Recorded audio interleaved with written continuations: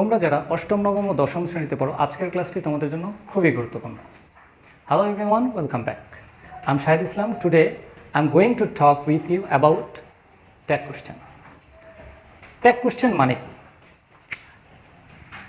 Tag মানে হচ্ছে জুড়ে দেওয়া।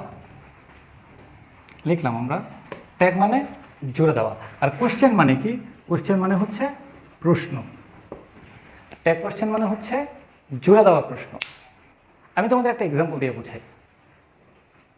সাপোজ তুমি যখন একটা ফেসবুকে পোস্ট করো, অনেক সময় কি হয় আমরা করি না, যে পোস্ট করার সময় আমাদের ফ্রেন্ড লিস্ট থেকে কারোর সাথে আমরা পোস্টটাকে কি করি, ট্যাগ করে দিই কাউকে। কেন?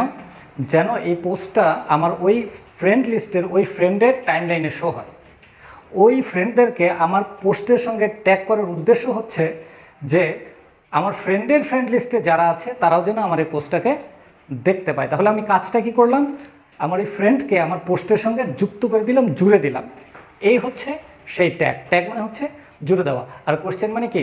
প্রশ্ন। অর্থাৎ ট্যাগ কোশ্চেন অর্থটা কি দাঁড়ায়, যে প্রশ্নগুলো আমরা স্টেটমেন্টের সাথে অর্থাৎ কথার সঙ্গে জুড়ে দেই, যুক্ত করে দেই, সেই প্রশ্নগুলোকেই বলা হয় কি ট্যাগ কোশ্চেন।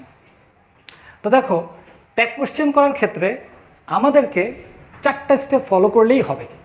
আমরা যদি গঠনমূলকভাবে 4টা স্টেপ ফলো করতে পারি তাহলে দেখা যাবে যে ট্যাগ কোশ্চেন আমাদের কাছে ইজি হয়ে গিয়েছে। দেখো তোমরা, step 1 starts with auxiliary verb. অর্থাৎ ট্যাগ কোশ্চেনটার সবসময় শুরু হবে সাহায্যকারী ক্রিয়া দ্বারা, সাহায্যকারী ভার্ব দ্বারা, হেল্পিং ভার্ব দ্বারা। হেল্পিং ভার্বকে আমরা 4টা ভাগে আলাদা করতে পারি। তার মধ্যে একটি হচ্ছে বি ভার্ব। বি ভার্বের মধ্যে কে আছে? Am, is, are, was, were. কেমন? তারপরে হলো হ্যাভ ভার্ব। হ্যাভ ভার্বে আছে হচ্ছে হ্যাভ, হ্যাজ, হ্যাড। কেমন? আরেকটি হেল্পিং ভার্ব হলো মডেল ভার্ব। মডেল ভার্বের মধ্যে তোমরা জানো আছে can, could, shall, should, will, would, may, might, must, এগুলো। তো আরও একটি আছে ডু ভার্ব। ডু ভার্বে কে আছে?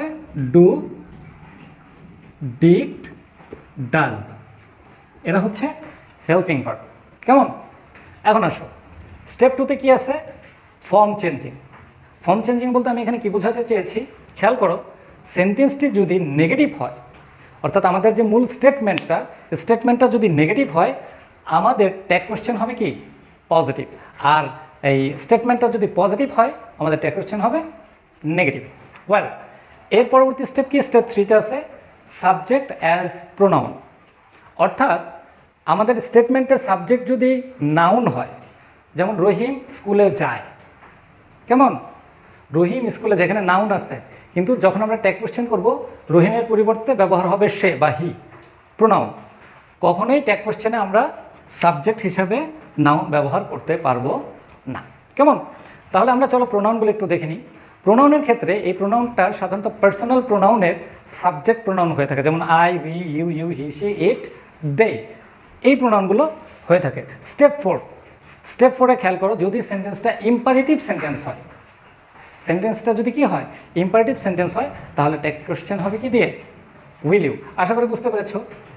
এই পুরো বিষয়টা এখনই তোমাদের কাছে ক্লিয়ার হবে। আমি একটু তোমাদেরকে যদি এক্সাম্পল দিয়ে দেখাই, খেয়াল করো। Rasel and Maruf are 2 friends. সেন্টেন্সটা খেয়াল করো, রাসেল এবং মারুফ তারা দুজন কি বন্ধু। এখন আমরা এটাকে ট্যাগ কোশ্চেন করব। এই রুলসগুলো খেয়াল করো। প্রথম কথা হচ্ছে কি, যে হেল্পিং ভার্ব দিয়ে শুরু হবে। এখানে একটা জিনিস খেয়াল করো, সাধারণত সেন্টেন্সে যেই হেল্পিং ভার্বটা থাকবে, যেমন এখানে আর আছে, যে হেল্পিং ভার্বটা থাকবে ট্যাগ কোশ্চেন করার সময় সেম হেল্পিং ভার্বটাই আমরা ব্যবহার করব সাবজেক্ট অনুযায়ী। আর যদি সেন্টেন্সে কোনো হেল্পিং ভার্ব না থাকে, তখন আমরা হেল্পিং ভার্ব হিসেবে ব্যবহার করব ডু ভার্ব। হয় ডু, নয় ডাজ, নয় ডিড। ডু কখন ব্যবহার করব? যদি সেন্টেন্সটা সিম্পল টেন্স হয়। ডাজ কখন ব্যবহার করব? ডাজ ব্যবহৃত হবে সেন্টেন্সটা যদি সিম্পল টেন্স হয় এবং সাবজেক্ট যদি থার্ড পারসন সিঙ্গুলার নাম্বার হয়, অর্থাৎ হি, সি, ইট অথবা একক কোনো ব্যক্তি বা বস্তুর নাম হয়। আর ডিড হবে সেন্টেন্সটা যদি পাস্ট সিম্পল টেন্স হয়। Well, Russell and Maruf are 2 friends. এখানে যেহেতু শুরু হবে কি দিয়ে? Starts with auxiliary verb. এখানে খেয়াল করো অক্সিলিয়ারি ভার্ব কি আছে কি না? আছে। তাহলে নিব আমরা আর। নিলাম আমরা আরটা নিলাম। খেয়াল করো এর পরবর্তীতে কি বলছে? Change negative to positive, positive to negative.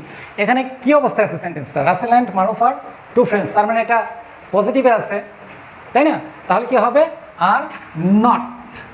এখানে খেয়াল করো, আমরা এই যে আর নট লিখলাম, এই আর নটটা কখনোই আমরা এভাবে লিখতে পারবো না। ট্যাগ কোশ্চেন করার ক্ষেত্রে এটাকে আমাদেরকে কন্ট্রাক্টিভ ফর্ম আকারে লিখতে হবে, যুক্ত করে আর্নড হবে এটা, আর্নড। আর্নড, তারপরে কি রাসেল অ্যান্ড মারুফ, এখানে নাউন আছে, আমরা কি জানি সাবজেক্ট অ্যাজ প্রোনাউন, আমরা সাবজেক্ট ব্যবহার করতে পারবো না, তাহলে এটার প্রোনাউন কি হয়ে যাবে? দেই। কেন দেই? কারণ প্লুরাল। কেমন?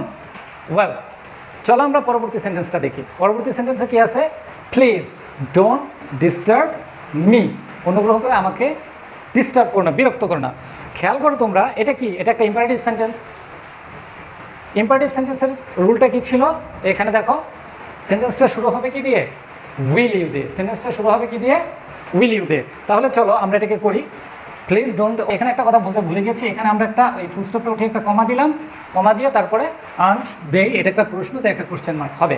এখানে খেয়াল করো যে প্লিজ ডোন্ট ডিস্টার্ব মি যেহেতু ইম্পারেটিভ সেন্টেন্স, তাহলে একটা কমা হবে, তারপরে উইল ইউ দিয়ে আমরা সেন্টেন্সটাকে কমপ্লিট করে দেব, কোশ্চেন মার্ক। আশা করি তোমরা বুঝতে পেরেছো।